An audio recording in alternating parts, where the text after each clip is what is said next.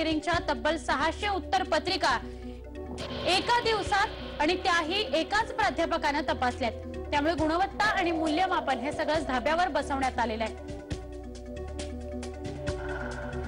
शिक्षणाच्या माहेरघरात शिक्षणाची थट्टा सुरू असल्याचं दिसतंय। एका प्राध्यापकाने एका दिवसात 600 पेपर्स चेक केलेले आहेत। पुणे विद्यापीठात एका प्राध्यापकाने एका दिवसात 600 पेपर तपासलेले आहेत। ही धक्कादायक बातमी आहे। एका मिनिटात एका उत्तरपत्रिकेचा त्याने फडशा पाडलेला आहे।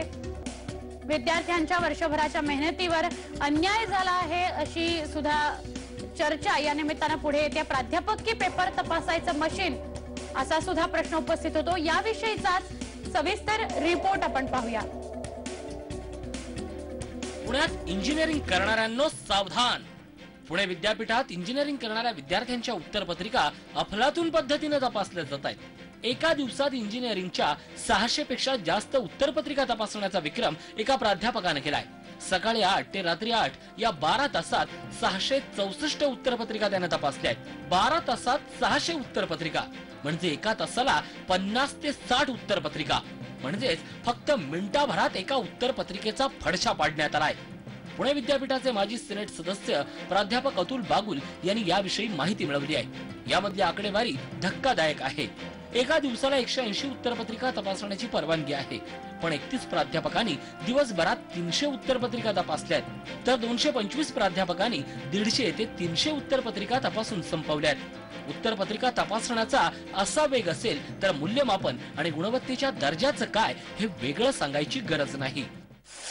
ज्या महाविद्यालयांमध्ये हा प्रकार घडला त्या महाविद्यालयांना समजपत्र देणे आणि त्या ज्या प्राध्यापकांकडून हा प्रकार घडला त्यांच्याकडून कारणे नोटीस देऊन खुलासा मागवणे या व्यतिरिक्त विद्यापीठांनी काही केलेलं नाही। इंजिनिअरिंगच्या विद्यार्थ्यांनी वर्षभर केलेल्या मेहनतीची थट्टा विद्यापीठाकडून सुरू आहे, त्यामुळे विद्यार्थीही संतापलेत।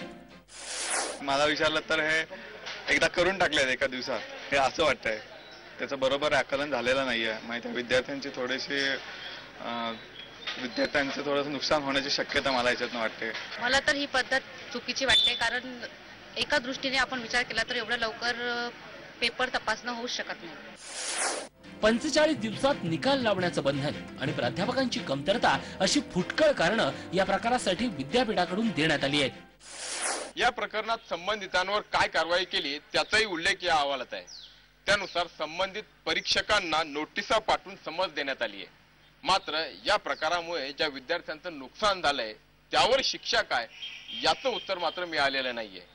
विद्यापीठ प्रशासन मात्र यावर काहीच बोलायला तयार नाहीये। त्यांनी हा विषय जुना झाला असल्याचं म्हटलंय। प्राध्यापक अशा एका दिवसात घाऊक 600 उत्तरपत्रिका तपासून बक्कळ पैसे कमावतायत। गुणवत्ता, नीतिमत्ता हे सगळे गुण प्राध्यापकांनीच धाब्यावर बसवलेत। त्यामुळे उद्याचे इंजिनियर हे काय दर्जाचे असणार याचा अंदाज बांधता येऊ शकतो।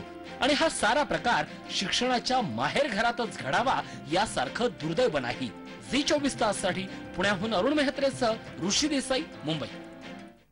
आपण थेट जातोय पुण्याला अरुण मेहत्रे यांच्याकडे, त्यांच्याकडून आपण या संदर्भात अधिक माहिती घेऊया।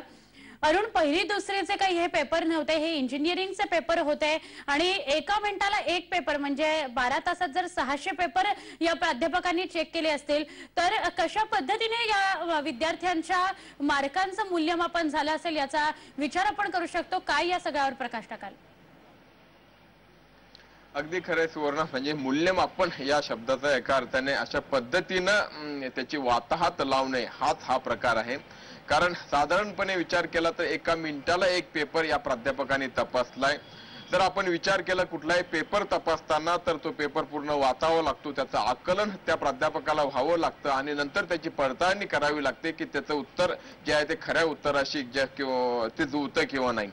त्यानंतर पुढचा भाग जो असतो तो गुण देण्याचा, त्याला सुद्धा काही कालावधी लागतो, विचार करावा लागतो की किती गुण द्यायचे।